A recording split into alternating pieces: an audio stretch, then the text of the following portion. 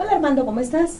Hola Esli, muchas gracias por aceptar la invitación y acompañarnos en este diálogo con nuestros docentes sobre el tema que nos ocupa en esta ocasión.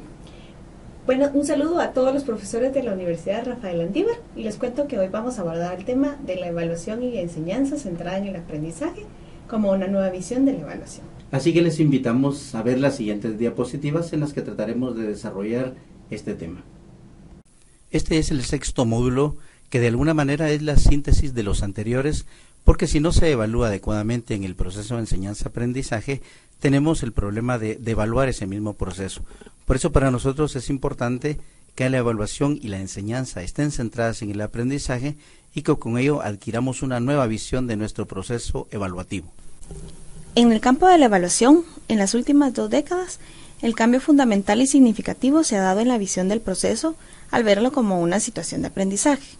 El que se vea así no significa que ya todos estemos convencidos y menos que lo estemos desarrollando así. Es probable que nosotros mismos no hayamos visto o no hayamos pensado en que pueda convertirse en una situación de aprendizaje. Generalmente nosotros pertenecemos a una generación como muchas que han recibido o practicado la evaluación como una verificación del aprendizaje. Un ejemplo son los exámenes escritos que nos traen cierto tipo de recuerdos.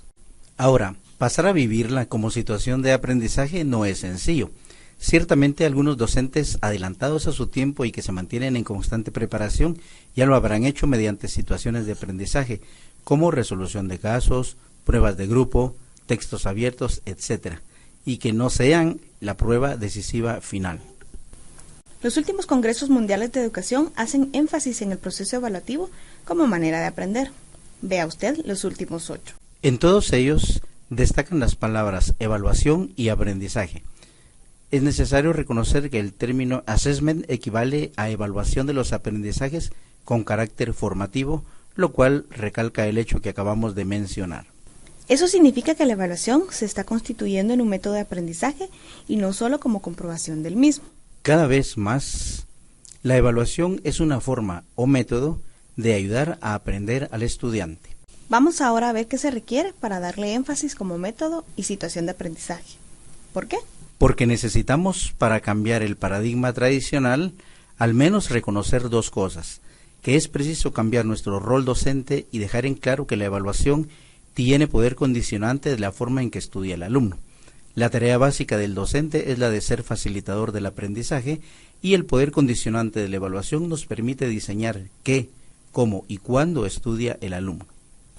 Si estamos convencidos de eso y lo aplicamos en la vida real, es decir, en nuestro trabajo docente, estamos convirtiendo la evaluación en una eficaz oportunidad de aprendizaje. Al reconocer que la tarea del profesor es ser facilitador de aprendizaje, empezamos a reconocer que hemos confundido los medios con los fines. El fin es el aprendizaje del alumno y los medios son los recursos, incluyéndonos a nosotros como docentes. Efectivamente, en el paradigma dominante le damos gran importancia a cómo enseñamos, tal vez demasiada, mientras que hoy nos estamos dando cuenta que nuestro trabajo es conseguir que cada uno de nuestros alumnos aprenda mediante el procedimiento que mejor funcione. No es que no importen las metodologías, sino que éstas son válidas y valiosas en la medida que logren que el alumno aprenda. Caso contrario, hay que renovarlas. Haciendo una síntesis, reiteramos que los medios están constituidos por los materiales didácticos, los contenidos que deben aprender, las metodologías que usa el profesor, y es preciso decir que el facilitador mismo es un recurso, mientras que los fines están constituidos por uno solo, el aprendizaje de los estudiantes, lo que conlleva la consabida superación, el crecimiento personal, entre otras buenas intenciones. Es preciso que para cumplir su misión, la universidad y su equipo docente se reconozcan como educadores y formadores que necesitan actualizarse.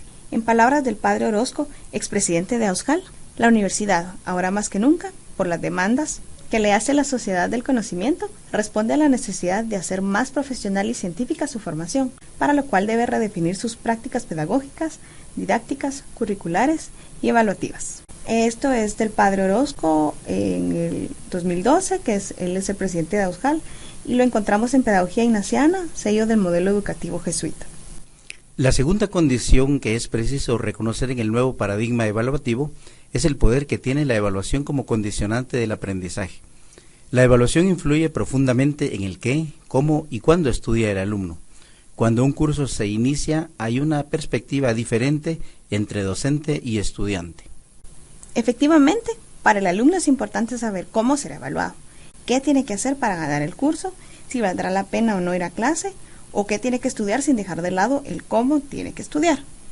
Mientras que en la lógica del docente es más importante saber los contenidos del programa, pensar en metodologías y deja para último lugar cómo evaluar a los estudiantes. En resumen, los profesores ponemos poca atención a la evaluación hasta que llega o hasta que toca. Solemos dejarla para de último, hasta que la coordinación nos persigue y nos pide las zonas. En cambio, al estudiante le preocupa mucho, desde el principio, insistiendo en cómo se gana el curso. Eso no es nada malo, todos queremos ganar. Desde la perspectiva de los alumnos, la evaluación define siempre el currículo. Y no hay que olvidar y tomar en cuenta que la manera más rápida de cambiar el cómo estudia el alumno consiste en cambiar el estilo de evaluación. Haciendo un énfasis en el punto de partida del alumno, la evaluación sirve para acentuar el poder condicionante de la misma. Si logramos manejar ese aspecto positivamente, podemos lograr también buenos aprendizajes en el estudiante. Y en general, si deseamos influir en el cómo y en qué aprenden los alumnos, la evaluación debe ser el punto de partida. Uno de los aspectos positivos a lograr es tener conciencia de que la manera más pronta de cambiar el cómo estudia el alumno es cambiar el estilo de la evaluación. Otro ya comentado anteriormente es que desde la perspectiva estudiantil, la evaluación define el currículo, lo que tiene que saber y aprender. Y también, relacionado con lo anterior, el currículo real, el que condiciona el estudio del alumno, no es el que figura en los programas, sino el implícito en los exámenes esperados, también llamado currículo oculto.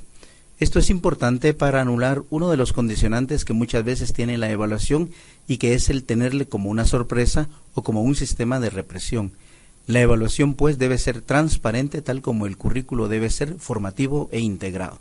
Si en realidad, como profesoras y profesores, deseamos influir en el cómo y qué aprenden los estudiantes, debemos pensar en la evaluación como el punto de partida. Así, nuestra visión de la evaluación se amplía y genera una nueva visión en nosotros y en los estudiantes. El pasar a verla como una situación de aprendizaje que implica mejora, una concepción que se va imponiendo poco a poco, pero que debemos tenerla presente cada vez que desarrollamos el proceso aprendizaje-enseñanza.